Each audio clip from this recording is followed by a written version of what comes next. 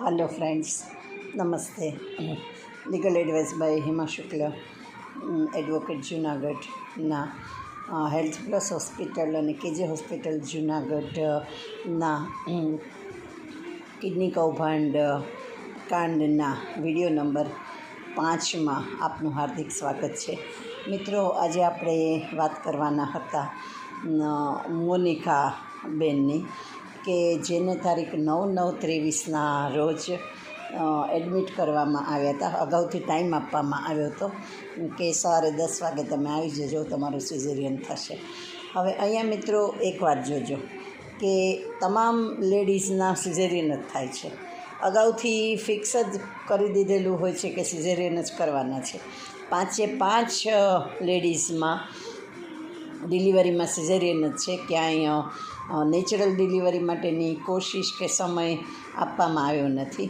આમને પણ સવારે આવી જવાનું કહ્યું હતું। 9/9/23ના રોજ મોનિકાબેન સવારે 10 વાગે એમના સગાવાલાઓ સાથે હોસ્પિટલ પહોંચી જાય છે, હેલ્થ પ્લસ હોસ્પિટલમાં। મિત્રો, 9/9/23 સવારે 10 વાગ્યાથી સાંજે 4 વાગ્યા સુધીમાં મોનિકાબેન અને એમના સગાવાલાઓને 7 થી 8 વાર હોસ્પિટલના બીજે માળેથી 5મા માળ વચ્ચે ફૂટબોલની જેમ થ્રો કરવામાં આવે છે અને એમને કસરત કરવામાં આવે છે। કારણ અતિશય અકાળીને કારણ પૂછતા એવું કહેવામાં આવે છે કે હોસ્પિટલનું ઓપરેશન થિયેટર છે એ સ્ટરલાઇઝ થયેલું કે તૈયાર નથી। સાંભળો મિત્રો વાત, આગલે દિવસથી કે અગાઉથી જેને તારીખ આપી દેવામાં આવી હોય, ડિલિવરીનું સિઝેરિયનનું પેશન્ટ હોય, સાવ છેલ્લો દિવસ હોય, એવામાં 7 થી 8 વાર એને બીજે માળેથી 5મે માળે કસરત કરાવવી અને ઓપરેશન અગાઉથી ટાઈમ આપ્યા છતાં ઓપરેશન થિયેટર તૈયાર ન રાખવું, એ એક તો સૌથી પહેલી એ બેદરકારી છે। તે વખતે આમાંના એક ડૉક્ટર તો હાજર પણ નહોતા।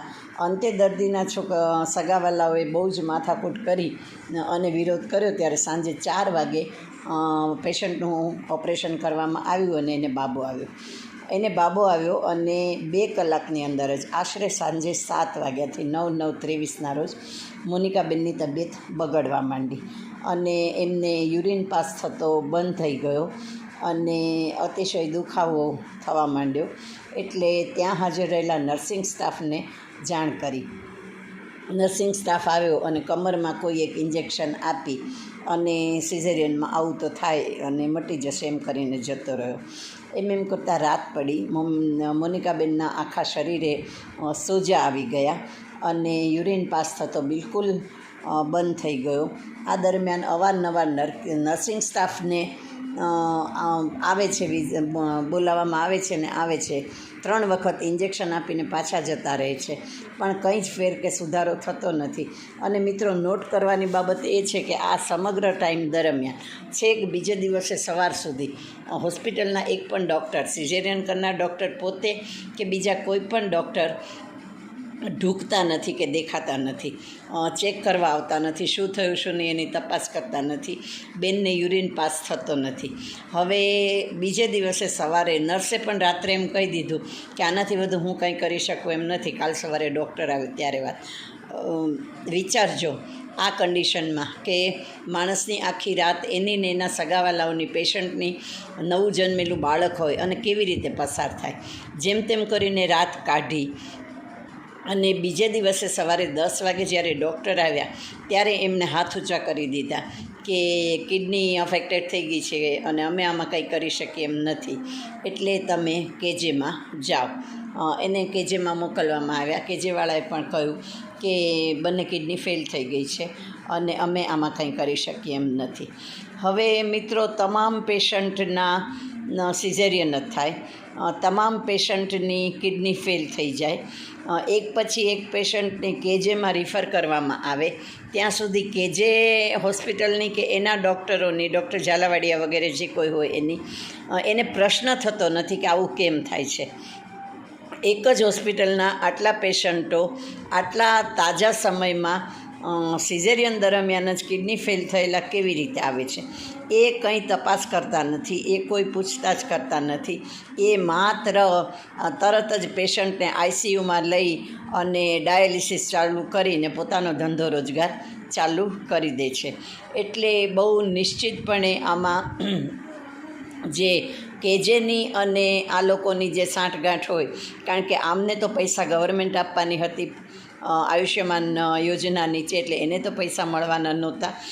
કે જે પૈસાની ઉઘાડી લૂંટ કરે અને એની સાથે આ લોકોનું જે કંઈ હિસાબ કે જે કંઈ કમિશન વગેરે હોય તે. એટલે આમાં કેજે હોસ્પિટલનો રોલ છે એ પણ નિર્દોષતાનો નથી અને ઘણો પ્રશ્નાર્થનો રોલ છે. એક જ હોસ્પિટલમાંથી ઉપરાઉપરી સિઝેરિયનના જ પેશન્ટ બંને કિડની ફેલ થયેલા અવારનવાર આવવા માંડે તો મિત્રો કોઈ પણ ડૉક્ટર હોય, કોઈ પણ હોસ્પિટલ હોય, એને પ્રશ્ન થાય, એ કંઈક તપાસ કરે, એ આના કારણની તપાસ કરે, ડૉક્ટર સાથે મિટિંગ કરે, કંઈક તો કરે ને. એવું ક્યાંય આવતું નથી. મોનિકાબેનનું પોતાનું સ્ટેટમેન્ટ બહુ ડિટેલ્ડ જે હિરલબેનના પતિએ એફઆઈઆર આપી છે એમાં વિટનેસ તરીકે આવે છે. એમાં એમણે આખી જે સિક્વન્સ છે એ પેલી કરેલી છે. મોનિકાબેનને ત્યાં ડાયાલિસિસ કરવામાં આવે છે.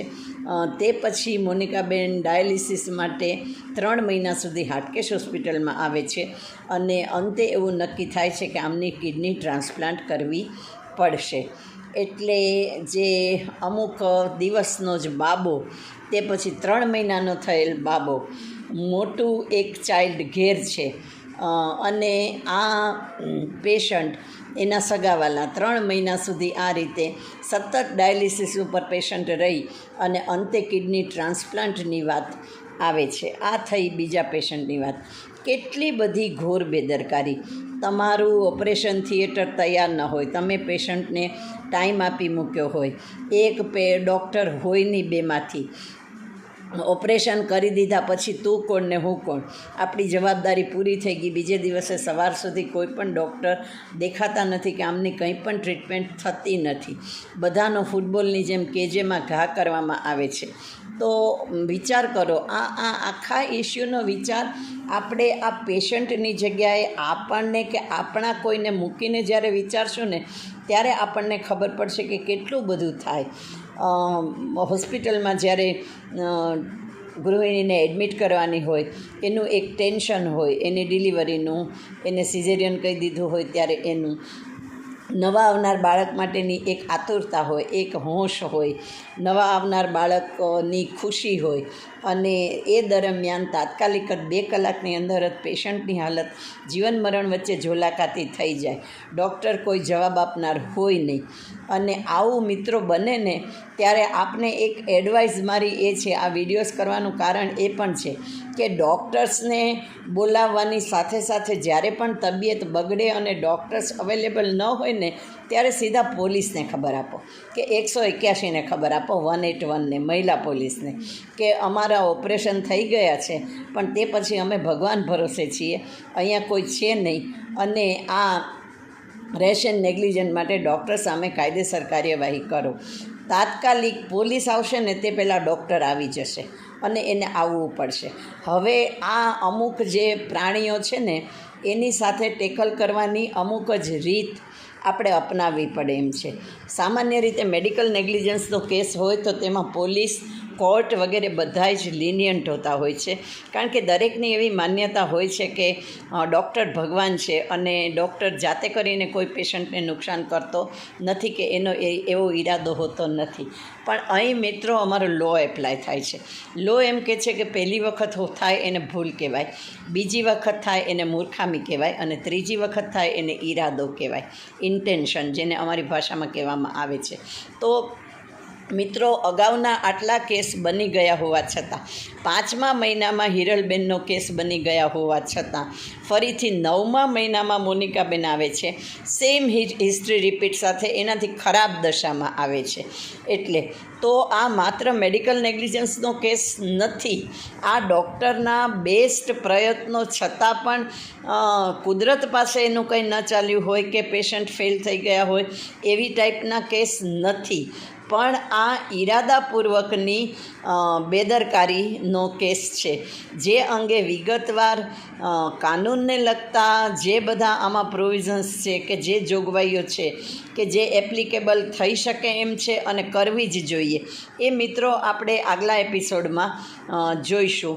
પણ અત્યારના એપિસોડમાં મોનિકાબેનની હિસ્ટ્રી ઉપરથી આપ જાણી શકશો કે હોસ્પિટલ કેટલી બધી બેદરકાર, બેજવાબદાર, માત્ર પૈસાની ભોગી અને પછી હું કોણ તું કોણ ના પહેલાંવાળી હિરલબેનનો કેસ બની ગયા પછી પણ હતી. એટલે કે હમ નહીં સુધરેંગે, કૂતરાની પૂંછડી વાંકી તો વાંકી. અને એટલા માટે થઈને પણ આ બધાયને અને આવા બધા જ ડૉક્ટર્સ અને હોસ્પિટલને કડકમાં કડક સજા થવી અને ધડો પડતી સજા થવી એ અત્યંત જરૂરી છે. કારણ કે કાલ સવારે આપણે ત્યાં પણ બધાને ત્યાં સમાજમાં આ પ્રસંગો આવવાના જ છે, આ લોકો સાથે આપણો પનારો રહેવાનો જ છે. અને એટલા માટે આપણે આ સતર્કતા જરૂરી છે. આપને પણ જો યોગ્ય લાગ્યું હોય તો પ્લીઝ આ વિડીયોને લાઇક, શેર અને સબસ્ક્રાઈબ કરજો. બને એટલી બહેનોની જિંદગી બચી શકે એવો પ્રયત્ન કરજો. બને એટલા પેશન્ટને ઘેર બેઠે પણ હેલ્પફુલ થવા એમ હોય થોડું નેટ વાપરીને, તો એને માટેના પણ પ્રયત્ન કરજો. હવે પછી આપણે આખા ઇસ્યુને લગતા કાનૂની દાવપેચ, એને લગતી કાનૂની કલમો, IMAનો એ ફરજ અને એનો રોલ, એને અંગે આપણે નેક્સ્ટ એપિસોડમાં જોઈશું. ત્યાં સુધી પ્લીઝ વેઇટ ફોર મી અને પ્લીઝ ચેનલને લાઇક, શેર અને સબસ્ક્રાઈબ કરવા વિનંતી છે. ફરી મળીશું. થેન્ક્સ. જય હાટકેશ.